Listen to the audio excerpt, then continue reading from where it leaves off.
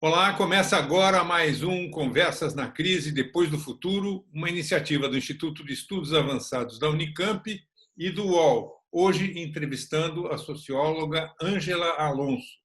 Participam da entrevista a professora da Universidade Federal da Bahia, Mariluce Moura, o professor Antônio Sérgio Guimarães, da USP, e o ex-reitor da Unicamp e presidente do Conselho Científico e Cultural do IDEA, Carlos Vogt, que apresenta a nossa entrevistada. Carlos, é com você. Bem, Ângela, bem-vinda. Ângela Maria Alonso é graduada em Ciências Sociais, com mestrado e doutorado em Sociologia pela Universidade de São Paulo e pós-doutorado pela Yale University. É professora titular do Departamento de Sociologia da USP, pesquisadora do SEBRAP, Centro Brasileiro de Análise e Planejamento, instituição que presidiu de 2015 a 2019 e pesquisadora 1C do CNPq. Suas pesquisas e publicações se concentram na investigação das relações entre cultura e ação política e dos movimentos políticos e intelectuais.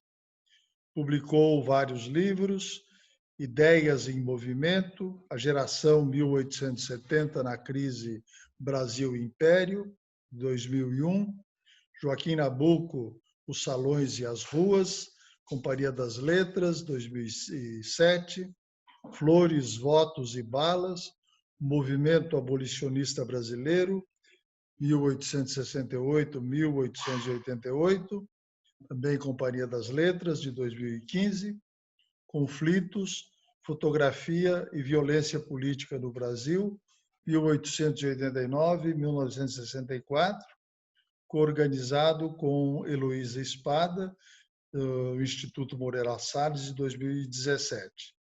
E The Last Abolition, The Brazilian Abolitionist Movement, 1868-1888, da Cambridge University Press, que está no Prelo.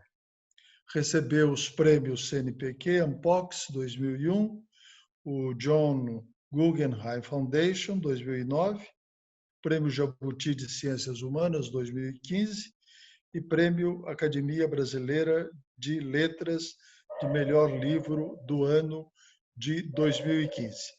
É colunista da Folha de São Paulo e está conosco aqui. Muito bem-vindo. Muito obrigada, é um prazer estar aqui com vocês.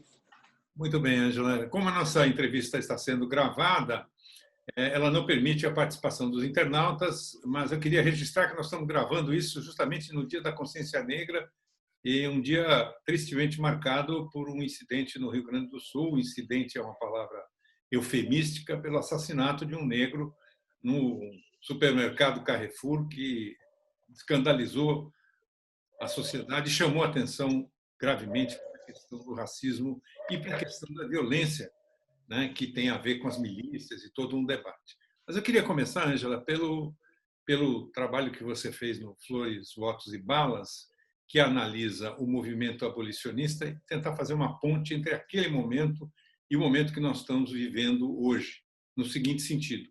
O livro que você apresenta mostra vários aspectos do movimento abolicionista que vão muito além da primeira versão que eu aprendi na escola, que era a Princesa Isabel generosamente libertando os escravos, e também de uma segunda volta, que era de enfatizar a ação dos próprios negros escravizados na tentativa de lutar contra essa violência, né, para uma coisa um pouco mais matizada, que mostra que aquela ação abolicionista teve protagonismos diversos, né, nos palcos, nas ruas, nos cafés, na música, nos jornais, né, e não só de negros, mas também de mulatos e de brancos também.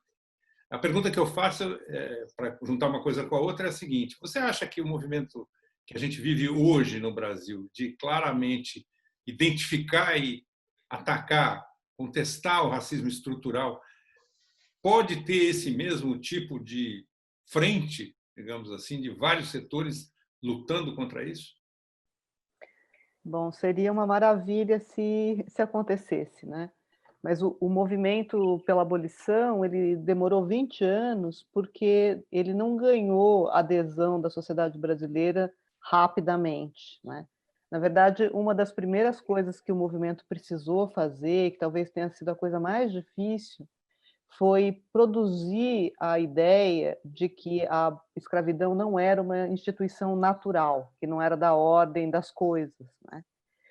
Esse próprio termo que você usou agora na pergunta, escravizado, que o movimento negro usa agora com frequência, é um termo produzido pela campanha abolicionista, né? Então, parte do que eles fizeram foi afirmar que não se tratava de mercadorias, escravos, mas de pessoas que estavam submetidas a uma instituição injusta, a escravidão. Então, esse foi o primeiro ato do movimento, e daí a importância que a literatura e, sobretudo, o teatro tiveram naquele momento, que foi de produzir uma nova sensibilidade em torno da questão, né? De mostrar que se tratavam de pessoas, como todas as outras, e que estavam submetidas a uma instituição infame.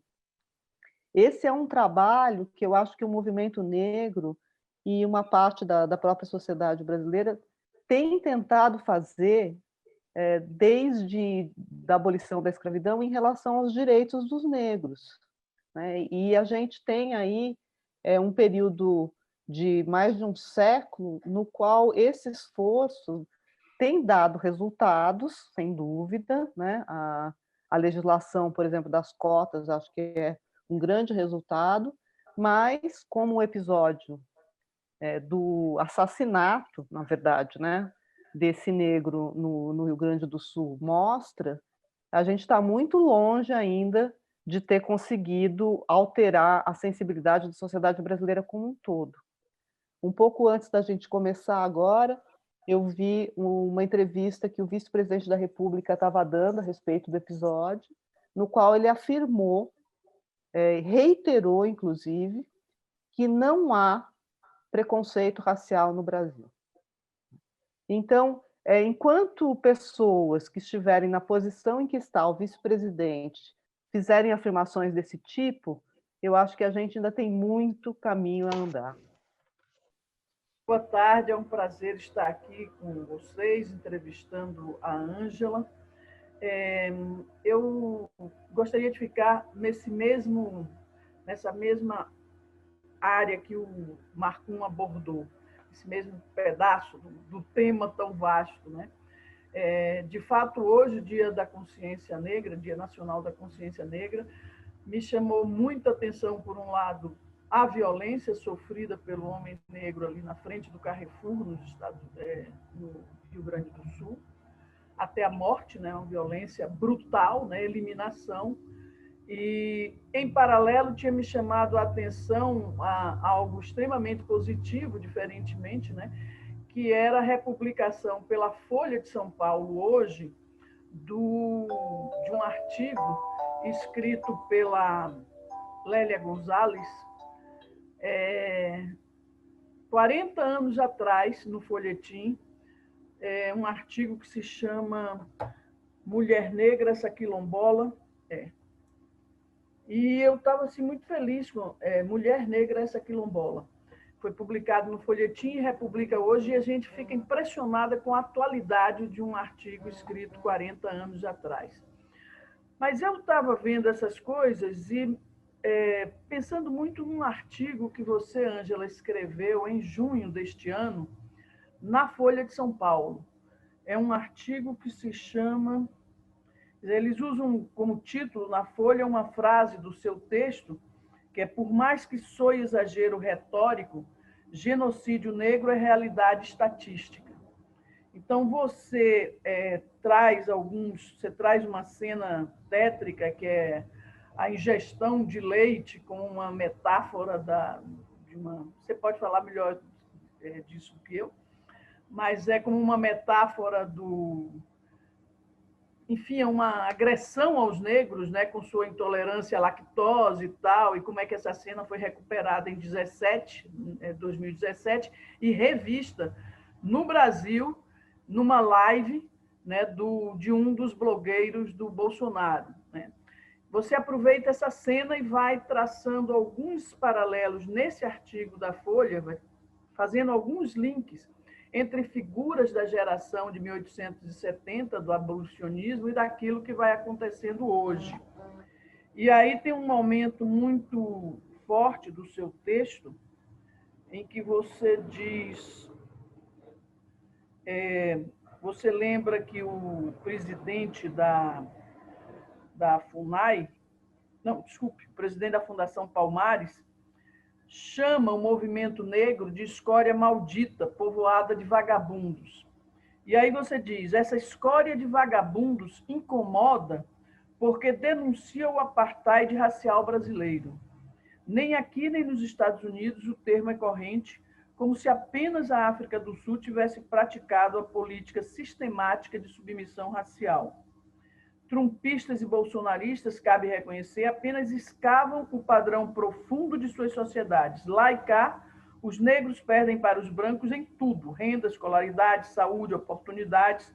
São os que povoam as penitenciárias e os necrotérios levados por balas perdidas ou garrotes policiais. Então, eu insistiria para a gente entender um pouco mais de que forma esta realidade crua e violenta de hoje, né, desse genocídio, se relaciona com o fato de o movimento abolicionista ser, a rigor, um movimento que foi vencido, que foi perdido, apesar da abolição assinada, apesar da lei assinada pela princesa Isabel. Né? Como é que se teve que entregar, fazer uma série de concessões de tudo que estava pensado no espírito da luta para que se conseguisse, afinal de contas, ter a lei. Então, gostaria que você falasse um pouco sobre essa impotência naquele momento e isso que acontece hoje. Acho que uma coisa tem tudo a ver com a outra, né? Porque no final da campanha abolicionista havia um clima de grande tensão na sociedade brasileira, uma grande polarização. A campanha foi ganhando adeptos por conta dessas estratégias, primeiro, né, por meio do teatro, da propaganda, da criação de associações, pela adesão de muitos negros, mas também de muitos brancos de elite, né, e que mobilizaram pela primeira vez no Brasil muita gente, levando as pessoas às ruas, fazendo comícios concorridos. Então havia aí um apoio significativo. Mas no finalzinho do Império houve uma estratégia de repressão dessa mobilização, que era predominantemente pacífica até então, e passa a haver um enfrentamento, porque os abolicionistas começam, então, de maneira também sistemática, incentivar fugas de escravos que sempre existiram, né? Em todo lugar em que há escravidão, há fugas de escravos, rebeliões escravas. E aí começa um clima de enfrentamento, e para voltar ao episódio do Rio Grande do Sul, um dos episódios que eu conto no livro é de um linchamento que aconteceu em Itabira, no interior de São Paulo, de um delegado branco, mas que tinha sob sua proteção um escravo que tinha fugido. E a elite da cidade se dirige à casa do delegado durante a noite, marcham para lá, liderados por confederados brancos que tinham sido vencidos na Guerra Civil dos Estados Unidos, tinham ido morar lá, e lincham o delegado.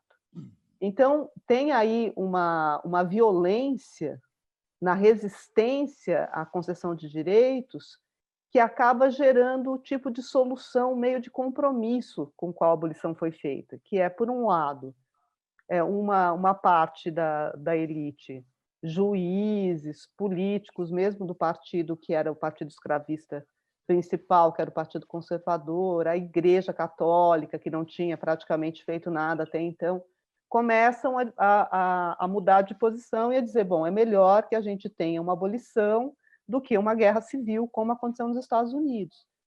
Só que a abolição em si já era uma concessão grande demais para essa gente. Então, tem uma série de negociações que acontecem no comecinho de 1888, nas quais o movimento abolicionista vai tendo que entregar, né, praticamente boa parte do seu programa, que incluía um salário mínimo para os libertos, incluía uma mini reforma agrária, incluía uma defesa, então, de direitos, de cidadania. E, no fim das contas, a Lei Áurea é uma lei tão curtinha, que tem só 2 linhas, por causa disso, porque ela não garante nada, ela só declara a libertação dos escravos, né? E, depois disso, o que acontece, que também pouca gente sabe, é que tem um movimento que começa pouco depois da abolição, que é o movimento indenizista, que é o movimento pela indenização não dos ex-escravos, mas dos ex-senhores de escravo. Então, essa resistência à concessão de direitos, ela nunca parou de existir.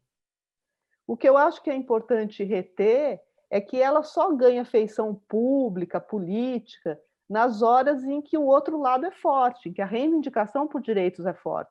Do contrário, a sociedade sozinha vai reproduzindo a desigualdade, né? Os filhos de negros têm as mesmas oportunidades que os seus pais, têm o mesmo patrimônio que os seus pais e sofrem o mesmo preconceito que os seus pais. Então, a gente tem uma linha de continuidade que, infelizmente, né, a gente não consegue quebrar. Então, o país, de certa maneira, vive ainda hoje devendo a completude do programa abolicionista. O programa do movimento abolicionista até hoje não foi completamente implementado. Bom, é um prazer, Ângela, estar me entrevistando aqui nesse programa com uns amigos da Unicamp e da Bahia, não é? E eu fico muito feliz de conversar com a colega, né? Eu me lembrei, quando você estava falando do que aconteceu no Rio Grande do Sul hoje, de uma manchete que eu li em um jornal do Brasil, foi no Jornal do Brasil, em 1986, 87, eu estava pesquisando notícias de racismo, né? Casos de racismo na imprensa. E me chamou a atenção uma manchete que dizia o seguinte: fulano apanha como um ladrão. Aquilo me chamou a atenção porque a naturalidade com que achava, como se achava que um ladrão devia apanhar, né? Ou seja, a ideia de que outra coisa que aparecia muito também era o suspeito, né? Então, a grande desculpa era que não suspeitamos que era um ladrão, né? E essa tem sido a armadilha enfrentada pelos negros brasileiros, tá certo? Eles estão sempre fora do lugar, sempre são suspeitos de alguma coisa, e existe uma naturalização completa da violência, não é? E você é muito feliz nos seus estudos e no seu livro sobre abolicionismo de mostrar como, na verdade, se cria primeiro uma população negra, né? A partir de descendentes de africanos, não é? A maior parte deles livres já, não é? Exercendo atividades artesanais, principalmente em cidades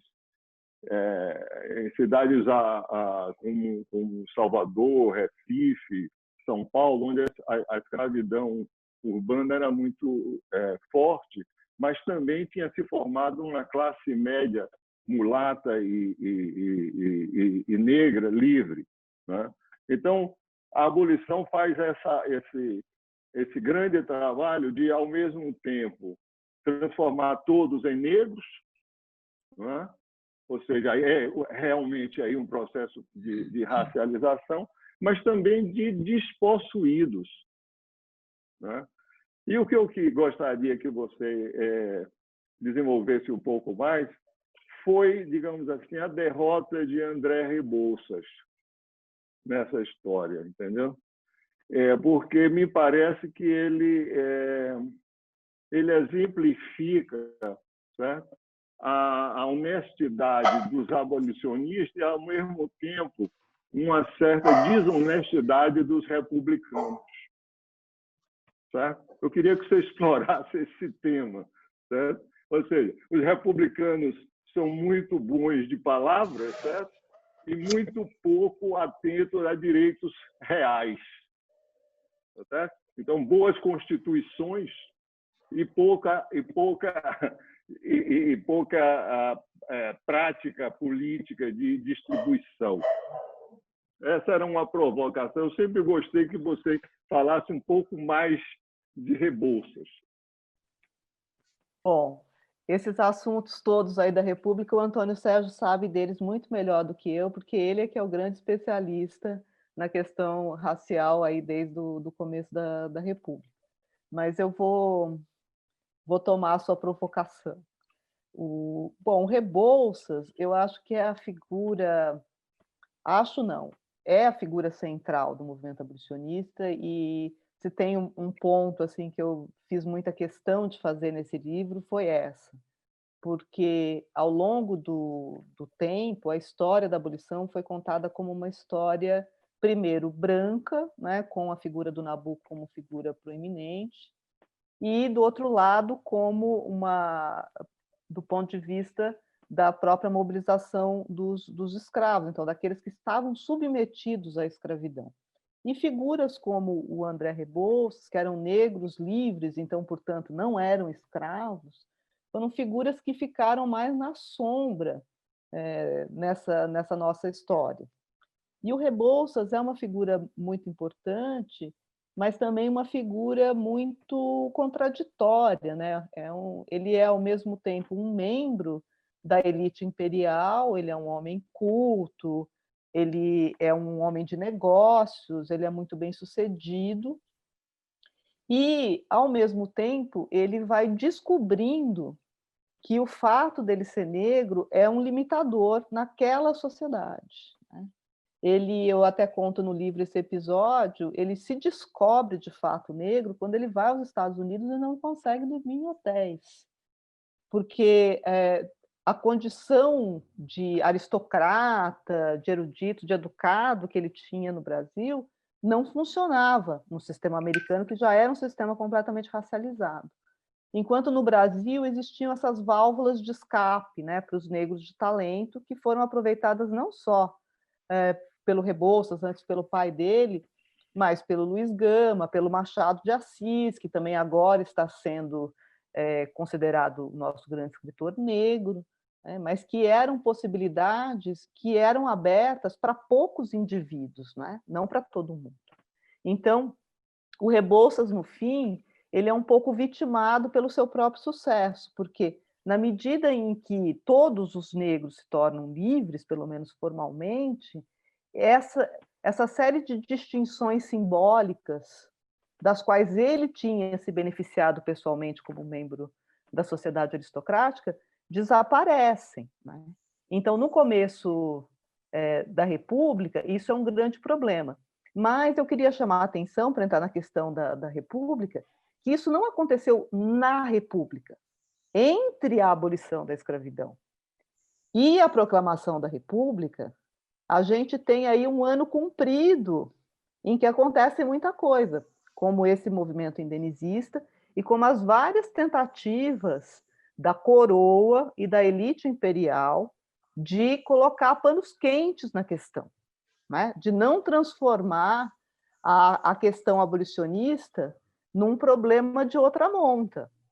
Não estava nos planos de nenhum governo imperial, na hora em que o Império caiu, estabelecer igualdade racial.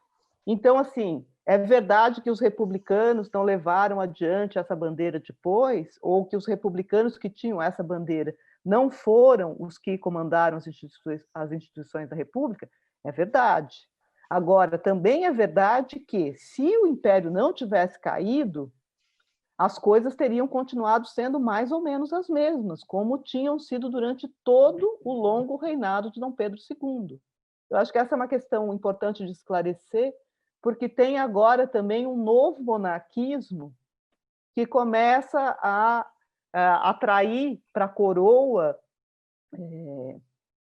ganhos simbólicos e mesmo conquistas sociais das quais ela nunca participou, né? Então, durante os mais de 40 anos de reinado de Dom Pedro II, o que prevaleceu foram governos escravistas e práticas escravistas. Então, a República, de fato, tem essa dívida, mas ela herdou essa dívida do Império. Carlos Vogt. Bem, Ângela, uma questão sobre a atualidade. Como é que você avalia essa questão das ações afirmativas no Brasil? E, no caso, entre elas, as cotas para universidade, para emprego e assim por diante. Como é que você avalia o papel dessas ações afirmativas dentro deste processo todo que se está discutindo aqui? Eu acho que tem dois lados essa questão. Um é o fato da necessidade da implementação das cotas. Eu sou do time que acha que as cotas são indispensáveis numa situação de desigualdade como essa que a gente vive. E tem uma outra coisa que é a consequência que isso gera na sociedade. Por que eu acho que as cotas são indispensáveis? Porque, exatamente na resposta que eu estava dando antes para a Marilúcia, não tem nenhuma medida ao longo da história republicana que tenha alterado a lógica do escravismo, a lógica da reprodução da desigualdade. Então, a ideia de que é muito comum no Brasil, entre políticos, inclusive de esquerda, sempre, de que nós vamos nos salvar pela educação, depois que todo mundo for à escola, né? Então, gradualmente, a sociedade vai mudar. As sociedades mudam muito devagar e, gradualmente, elas tendem a se reproduzir mais ou menos do mesmo jeito que elas são. Então, para mudar alguma coisa tão fundamental, é preciso uma intervenção muito direta. Eu acho que as cotas têm esse objetivo e acho que elas têm sido muito bem sucedidas nisso. Quando a gente olha, aí também outra vez o Antônio Sérgio pode falar melhor do que eu, mas quando a gente olha os resultados, os estudantes universitários, por exemplo, que se dizia que teriam desempenhos inferiores na universidade, etc., por serem cotistas, as estatísticas agora mostram que isso não é verdade. E isso está produzindo, e aí eu entro para a segunda parte do que eu queria dizer, que é as reações que isso gera. Então, tem assim um festejo, que bom, agora na universidade, por exemplo, na USP, quando a gente pode ir fisicamente ao campus, vê uma diferença, né? Ela é visível, você tem mais negros, mas eles, ao mesmo tempo em que são bem-vindos por uns, incomodam a outros. Eu acho que boa parte dos conflitos que a gente vem vendo, vem acompanhando desde o governo Lula, são vários episódios de racismo explícito que a gente não tinha, talvez, com tanta veemência antes, em parte porque a gente não tinha uma mídia digital como tem agora, mas também porque tem muita gente incomodada, ameaçada com as possibilidades de ascensão social dos negros que vão competir, né? Então, agora, quando no Magazine Luiza essa política de cotas para cargos de comando foi estabelecida, a reação gerada também foi muito forte, né? Então, assim, eu acho que a política de cotas tem esses dois efeitos. Ela beneficia, mas ela também acirra o conflito, torna o conflito visível. Isso é bom ou é ruim? Olha, depende, né? Quer dizer, eu acho que é bom, depende do lado que a gente olha. Eu acho que, por um lado, é bom, porque no Brasil a gente tem também essa longa tradição de negar a instituição da desigualdade racial. A gente tem praticamente na cultura disseminada a ideia de que a gente não tem racismo, né? E que a única contribuição que a escravidão teve para o país foi positiva, no espaço da cultura, da religião. Eu costumo dizer, a gente gosta de acreditar que teve escravidão sem ter escravistas. Como agora, a gente tem um problema racial, mas não tem racistas. Então, quando o conflito se explicita, isso vem à baila. A gente agora sabe que tem racistas e eles começam a ter nome, cara. Então, acho que o enfrentamento também fica mais fácil por esse lado, né? Os lados podem politicamente se opor. Mas, claro, essas situações de polarização sempre podem produzir conflitos violentos. Os Estados Unidos é prova disso ao longo de toda a sua história até hoje. Ainda sobre esse ponto, Ângela, houve por parte da academia uma reação muito grande, desfavorável às cotas, não é? Inclusive amigos que foram muito contra. O fato é que, pelo que você está dizendo e como se pode avaliar, os resultados são, feitas as contas, muito mais positivos do que negativos. Não é? E por que você acha que a academia reagiu, não é, tão negativamente no que diz respeito à questão das cotas? Tem um livro de um sociólogo americano, o Ron Eierman, que ele diz que a escravidão nos Estados Unidos é um trauma. E que trauma é um negócio muito difícil de mexer, né? Eu acho que no Brasil também. E a gente, no mundo acadêmico, inclusive, o mundo acadêmico não está infenso aos preconceitos e à maneira de pensar do resto do mundo. Não é porque a gente lê mais livros do que os outros, né, que a gente fica mais sofisticado do que todo mundo. A gente vive na mesma sociedade. Então, eu acho que muita gente naquele momento, e não de má fé, muita gente que hoje defende as cotas, inclusive, assinou manifestos contrários naquele momento, porque achava que ia produzir um padrão de sociedade igual ao americano, enquanto no Brasil a sociabilidade era muito diferente, enquanto aqui a gente tinha uma relação entre brancos e negros muito mais afetiva, né, com muito mais possibilidade de negociação e etc. Deixando de lado, portanto, ou colocando em segundo plano, o fato de que essa doçura toda da relação é produto de uma hierarquia, né? Tudo vai bem enquanto você tem um ou dois negros nas posições mais altas, ou quando eles ocupam posições altas nos campos aceitáveis, como na cultura. Mesmo no departamento do qual eu faço parte, o Antônio Sérgio se aposentou, mas também fazia, de sociologia da USP, nós temos uma colega negra.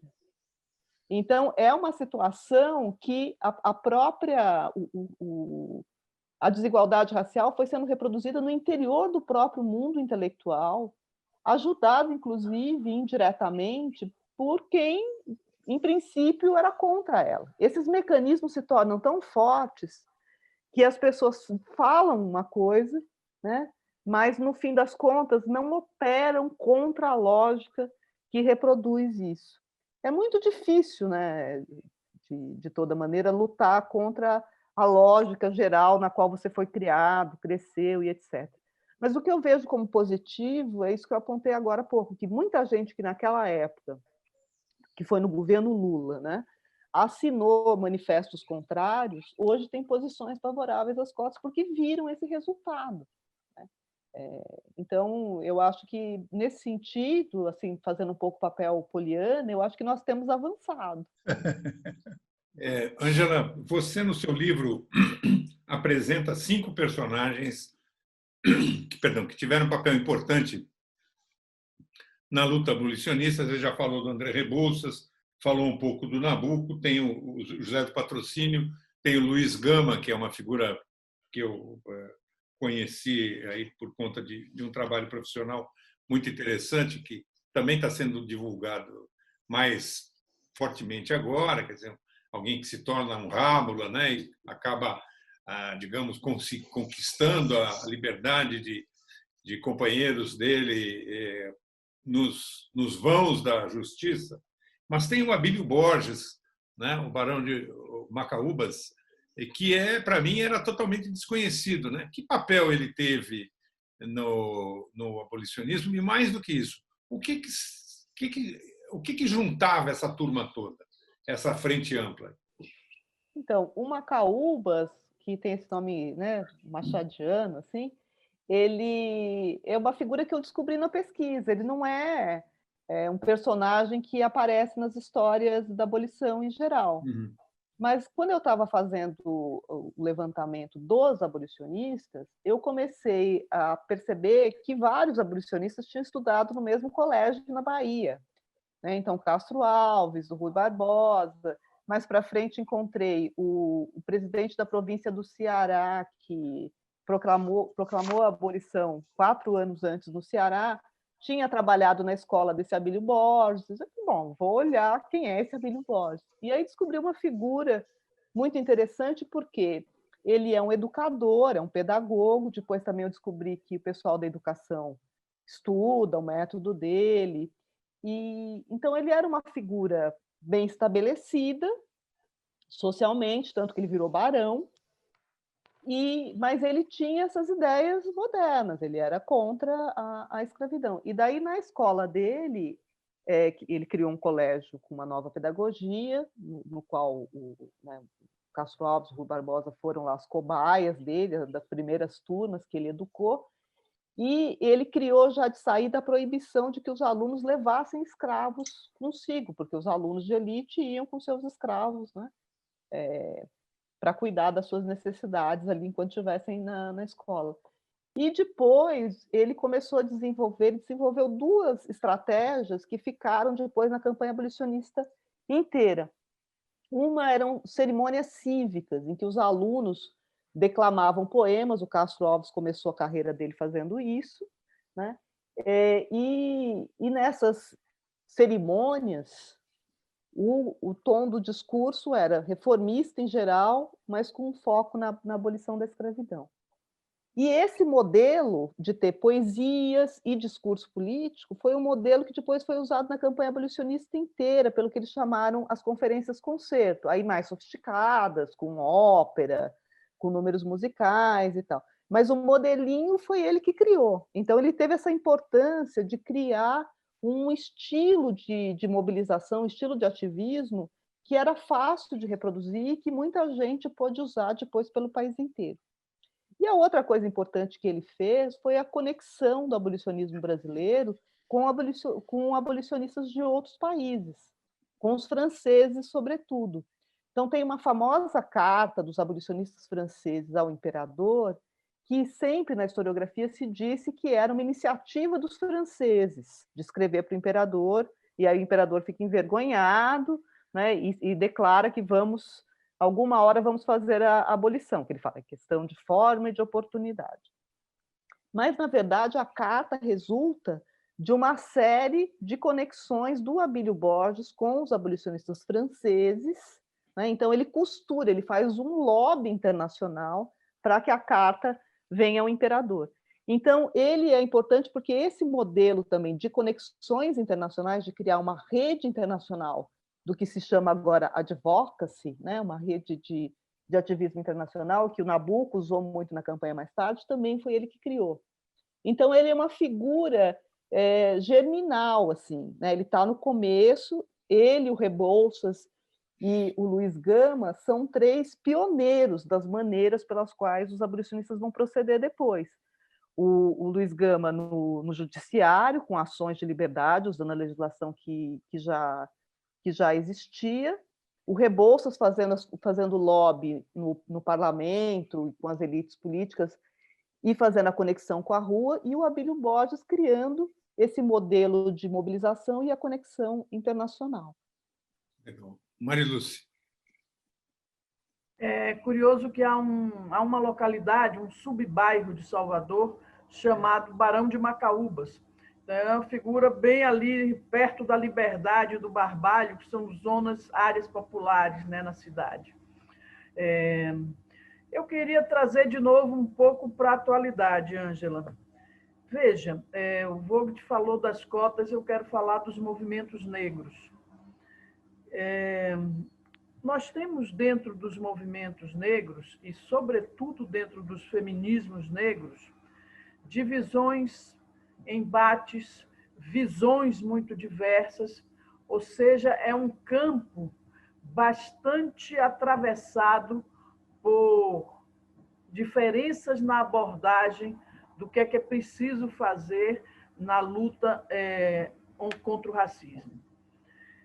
E, de vez em quando, essas diferentes abordagens dão algumas crispações, acendem algumas fogueiras midiáticas, e a gente tem o exemplo, por exemplo, tem o exemplo da Lilia Schwartz, que ficou ali sendo massacrada por conta de uma frase um pouco infeliz que ela disse num artigo que falava, passando a Beyoncé, né?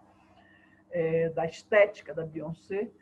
E, mais recentemente, com o Roda Viva da Djamila Ribeiro, houve toda uma discussão muito forte, muito intensa, sobre a questão colorista, que é, se eu sou mais negra, eu sofro muito mais do que quem tem uma pele mais clara. E, enfim, há divisões ali que, às vezes, as coisas tomam proporções assim preocupantes, né, para o movimento, para a causa. O que eu queria saber de você é o seguinte: se neste campo tão minado assim por diferenças, divergências, como todo campo forte de ação política, se a você causa algum desconforto o fato de ser uma intelectual branca olhando desde a perspectiva da sociologia histórica, olhando desde a geração de 1870, o movimento abolicionista e tal. E, para além dessa questão mais pessoal, se lhe dá algum incômodo ou não, é se essas diferenças existentes no interior dos movimentos negros, de alguma forma, reproduz outros momentos de movimentos sociais. Você diz que o abolicionismo foi o primeiro movimento social efetivamente do Brasil. Eu entendo o movimento negro, todo o trabalho dos movimentos negros, como um movimento social também. Então, eu pergunto se é comparável essas disenções, essas lutas no interior da coisa, entre um momento e outro, e até que ponto, com essa coisa, essa perspectiva colorista, se corre o risco de afastar um grande número de forças que poderiam se juntar para um combate forte ao racismo estrutural no Brasil. Bom, vou começar pela dimensão mais pessoal. Quando eu comecei a estudar isso, nunca tinha me passado pela cabeça que seria um problema o fato de eu ser branca. Mas, à medida em que eu fui produzindo o trabalho, eu fui percebendo isso já durante seminários acadêmicos, nos quais eu fui apresentando pedaços do trabalho em andamento. O período que eu passei em Yale, que eu fiquei num centro de estudos da abolição, em que eu era minoria branca, né, dentro daquele universo. Então, é claro que isso te põe, ainda mais nessa socióloga, te põe para pensar. E eu não cheguei no assunto porque eu tinha a intenção de estudar a questão racial. Eu cheguei no assunto porque eu escrevi uma biografia do Nabuco e fiquei insatisfeita com a abordagem que eu encontrei já feita sobre o que era o movimento abolicionista, e achei que era um assunto que valeria explorar mais, né? Mas a minha linha de trabalho é com movimentos sociais, não com a questão racial. Então, eu fui para essa questão por uma circunstância. E E aí, quando eu estava escrevendo o livro, que eu fui me dando conta dessas coisas, eu, no fim, fiquei pensando muito que sentido tinha pessoal para mim fazer isso, porque é um pouco, né, piegas falar isso como estudioso, tal, mas eu sofri muito fazendo isso. Uma parte das coisas, por exemplo, esse linchamento que eu contei para vocês, eu me lembro quando eu li no jornal as várias notícias, eu passei mal. É um nível de violência, todos os anúncios de escravos fugidos, todas as coisas que eu li sobre a violência escravista, uma coisa que me afetou como pessoa, independente da minha cor. Então, eu escrevi isso porque eu sou uma pessoa que acredita, não sei se ainda é bobo falar isso, mas eu ainda acredito que a igualdade entre as pessoas deve ser um valor supremo, independente de que cor, de que gênero, de que orientação sexual. Eu acho que o que aconteceu no Brasil, o que acontece até hoje, o jeito como a sociedade brasileira funciona, é consequência da escravidão. É a instituição social mais importante da nossa história. Então, no final, quando eu acabei o livro, eu escrevi no prefácio. Eu escrevi esse livro porque os meus avós, que eram imigrantes espanhóis, eles só vieram para o Brasil trabalhar nas lavouras de café porque a escravidão acabou como acabou. Quer dizer, eu também sou produto disso. Porque se os ex-escravos tivessem sido devidamente incorporados à sociedade brasileira, como os abolicionistas queriam, não teria havido o tipo de escravidão, de imigração que houve, a minha família não teria vindo para cá, então eu jamais teria estudado isso. Então, acho que todos os brasileiros, de alguma maneira, são produto desse processo. E, por isso, eu acho que todo mundo tem legitimidade para falar disso também, né? E precisa falar disso. Eu acho que, sobretudo, os brancos precisam falar disso. Eu acho que o que o movimento negro acaba, às vezes, produzindo com esse tipo de discussão de lugar de fala e quais são os termos corretos, quais são os interlocutores corretos, os localizadores corretos, é que ele pode produzir um retraimento dos brancos que também querem falar disso. Eu acho que esse é um risco real, né? que se corre, de você fechar a questão em si mesma no universo do movimento negro. Agora, respondendo a outra parte da sua pergunta sobre o movimento negro, eu acho que ele funciona como todos os movimentos sociais. Todos os movimentos são, sobretudo os grandes, eles são formados por muitas facções. Tem muita gente disputando liderança, disputando visibilidade, disputando a própria agenda, né? O que deve ser o centro da agenda, em que instância se deve lutar. Então, eu acho que ele tem uma lógica parecida com todos os movimentos grandes.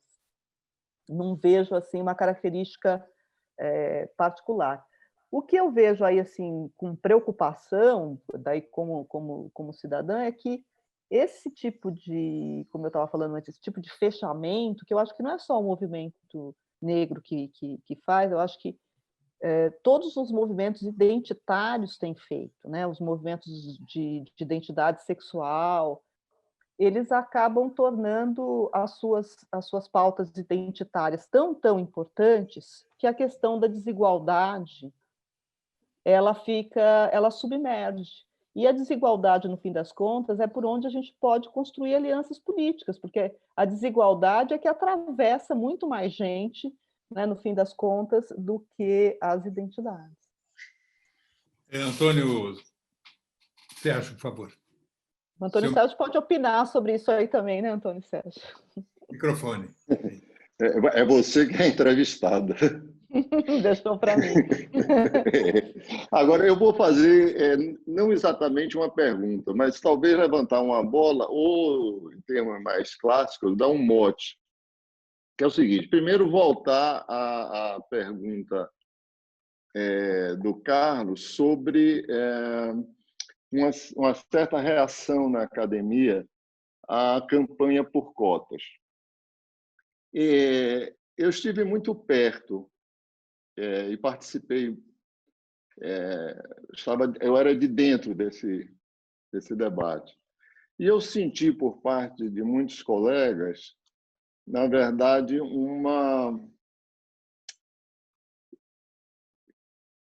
como se a gente estivesse fazendo a traição de um ideal nacional que era único universalmente, certo?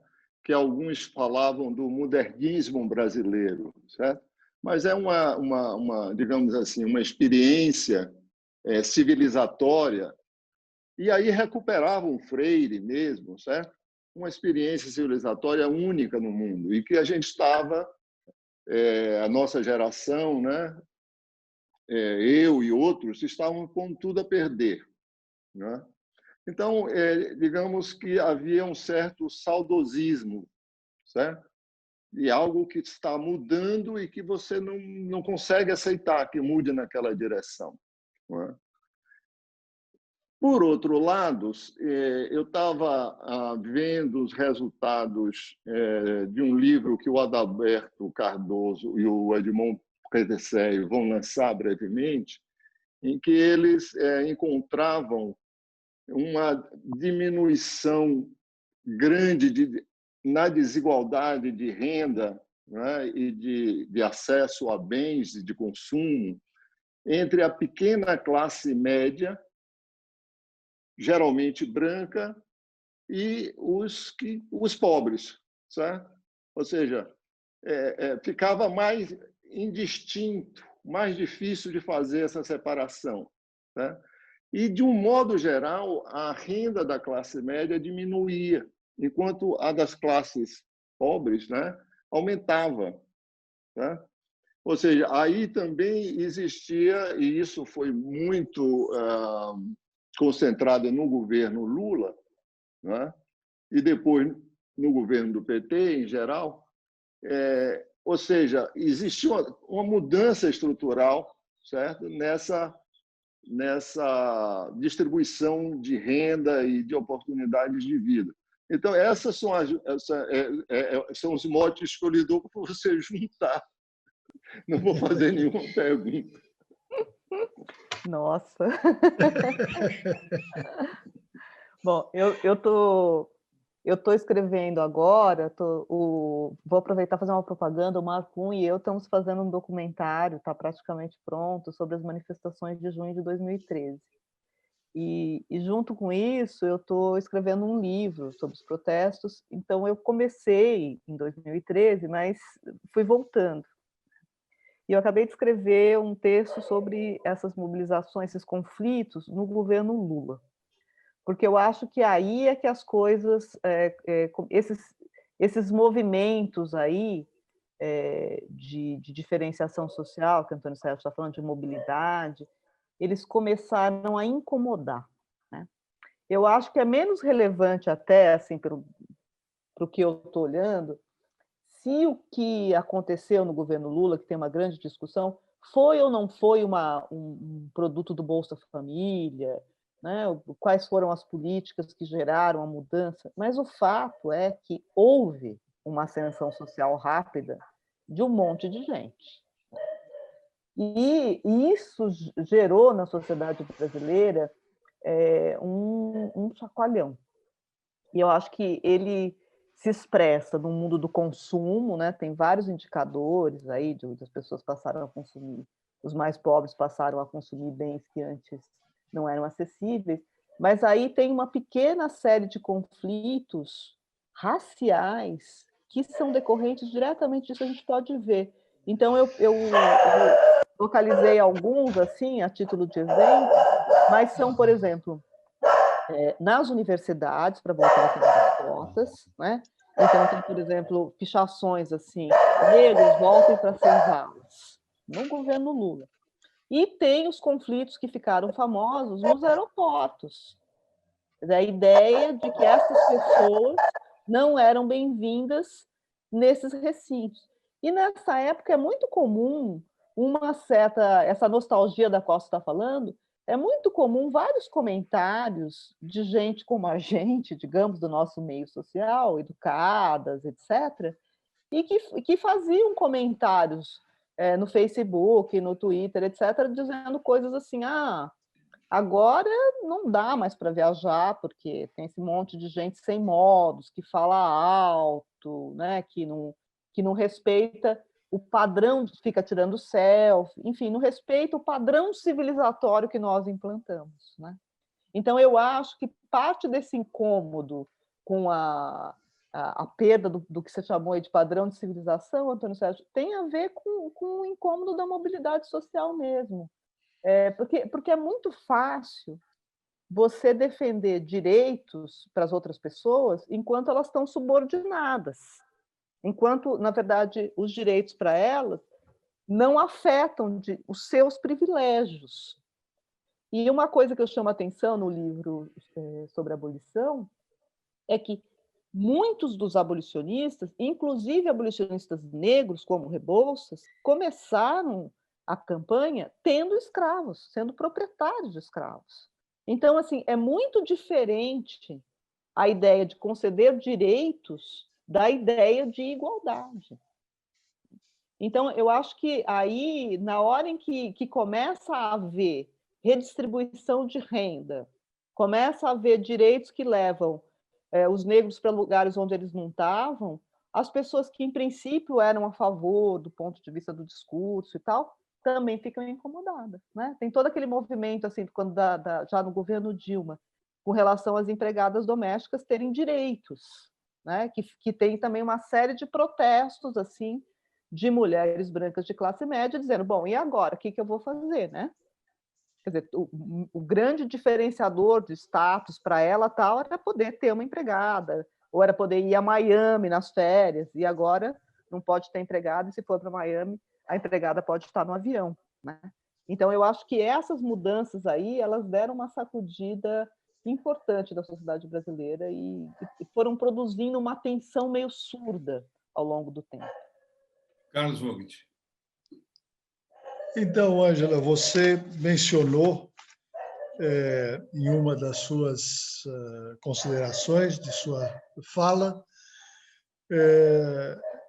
esse ajuste de contas com o passado escravista que nós, obviamente, parece que não conseguimos fazer até agora e talvez não seja tão fácil fazer nos próximos anos. O fato é que, do ponto de vista do esforço intelectual, quando a gente olha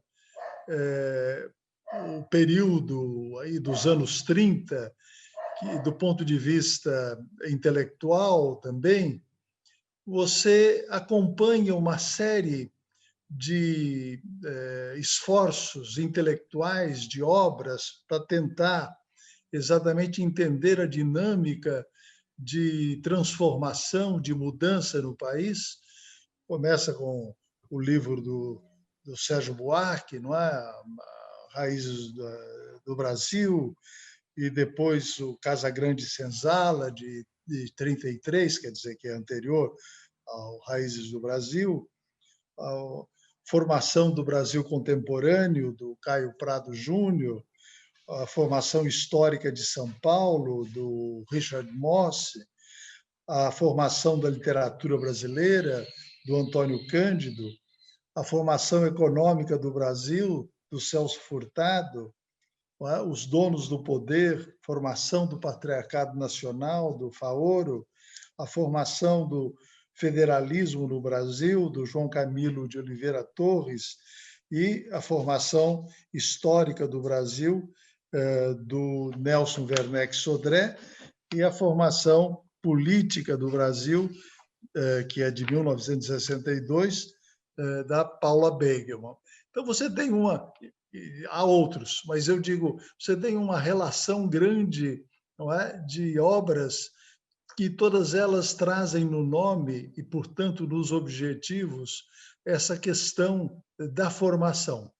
Então, minha pergunta para você é o seguinte: o que é que nós formamos?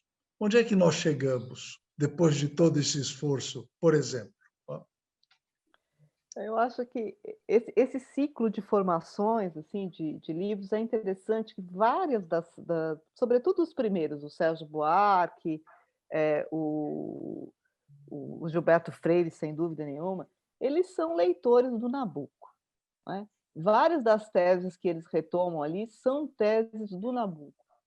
E tem, nos anos 30, esse desejo que permanece de explicar a nossa formação e dizer como é que nós acabamos de nos formar.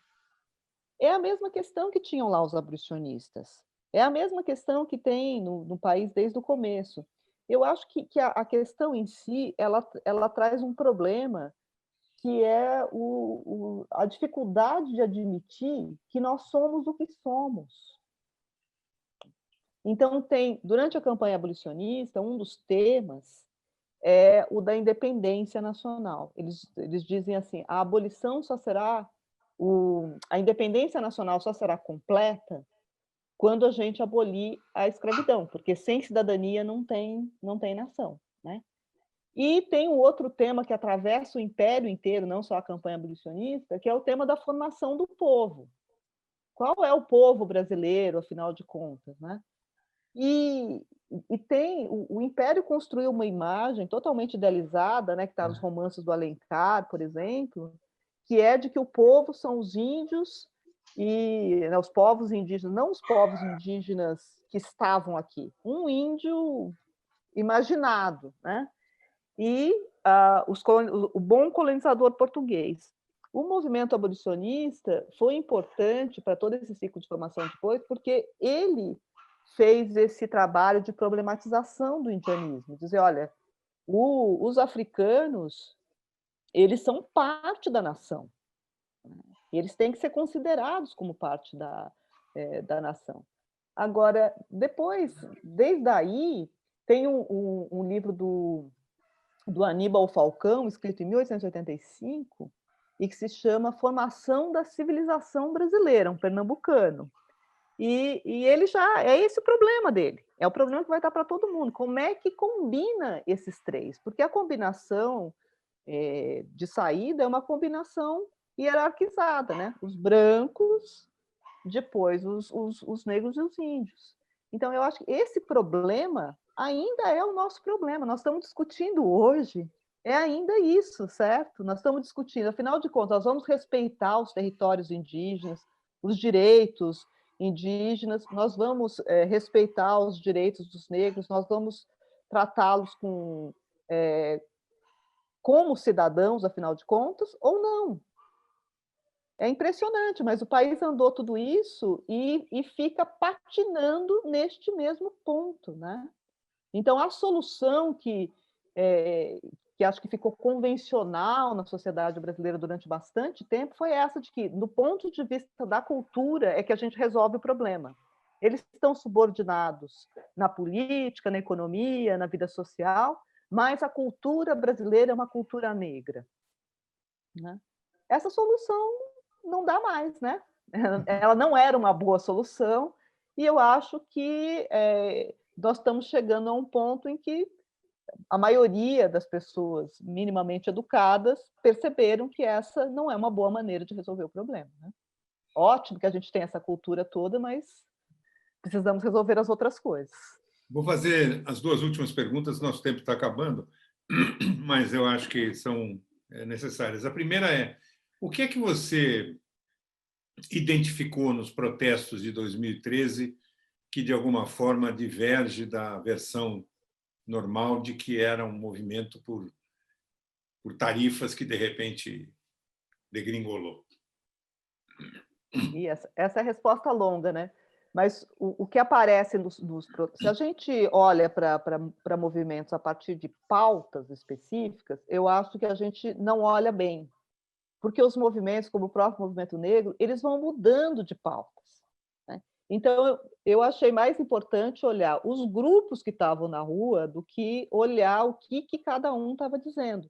E daí, se a gente olha todo mundo que está na rua desde o começo, encontra uma diversidade muito grande. Então, por exemplo, essas figuras que agora são figuras do bolsonarismo, como Marcelo Reis, a Carla Zambelli, são figuras precoces dos protestos de junho. Eles não chegam depois do MPL, eles não vêm por causa da tarifa, eles estão ali por outras razões. O que eu acho que unifica os diferentes grupos que estavam na rua naquele momento é o antipetismo. mas eles estão lá por diferentes razões. Tem grupos que foram porque achavam que o PT era de esquerda de menos, ou não era uma esquerda identitária o suficiente, né, as feministas, etc., ou porque o PT era esquerda demais. Então, grupos liberais, conservadores e autoritários que foram lá reiterar os seus valores, e contra a participação no Estado como redistribuidor de renda, contra a concessão de mais direitos, por mais armamento, né, por mais segurança na sociedade, por mais policiamento. Então, várias das agendas que agora para a gente parecem como de uma nova direita, entre aspas, elas estavam lá, né? Então, eu acho que foi um fenômeno muito mais complexo do que à primeira vista. E acho que isso tem muito a ver com o que eu estava falando antes do governo Lula. Todas as tensões que foram sendo criadas ao longo do governo Lula explodiram no colo da Dilma. A segunda pergunta é, eu sei que você não tem, acho que você não tem bola de cristal, Ainda mas não. como a nossa série chama Conversas na Crise Depois do Futuro, eu queria que você estimasse o que você acha que vai sacudir a nossa sociedade brasileira essa pandemia que a gente está vivendo. Eu sei que também é uma pergunta para a qual você não tem resposta, mas o que você imagina? Eu acho que tem dois efeitos que não precisa de bola de cristal para perceber. Uma é que a desigualdade será acentuada. Ela já está sendo pela pandemia, né? Acesso a recursos médicos, acesso a recursos digitais. Perdão, acentuada ou, digamos, reconhecida? Bom, se for reconhecida, ótimo, porque o governo acha que está tudo bem, né? Mas eu acho que a gente vai ter, eu acho que tem uma acentuação, sim, porque tem muitas. Eu estou vendo como professora da USP, tem muitos alunos que tinham acesso à universidade, mas não têm acesso a equipamentos online para acompanhar as aulas da universidade. Então, tem um agravamento de algumas desigualdades, né? E a outra dimensão, eu acho que é da digitalização. Tem uma série de atividades que a gente fazia, como essa que nós estamos fazendo agora, que a gente fazia eventualmente e que vão se tornar rotina depois da pandemia. Então, tem uma série de atividades que passarão a ser só digitais, e isso vai ter um impacto muito grande sobre o mercado de trabalho, sobre o funcionamento do trabalho de modo geral na sociedade. Esses são os únicos dois palpites que eu arrisco. O terceiro é que eu acho que vai ter vacina, mas aí já é realmente desejo. De todos nós. Ângela, nosso muito obrigado pela sua entrevista. Marilúcia, obrigado pela participação. Antônio também. Carlos Vogt. Eu que queria agradecer a todos. Foi uma honra ser entrevistada por esse time. É isso. Conversas na Crise fica por aqui. Voltamos na próxima quarta-feira com mais uma gravação. Uma ótima semana. Até lá. Qual?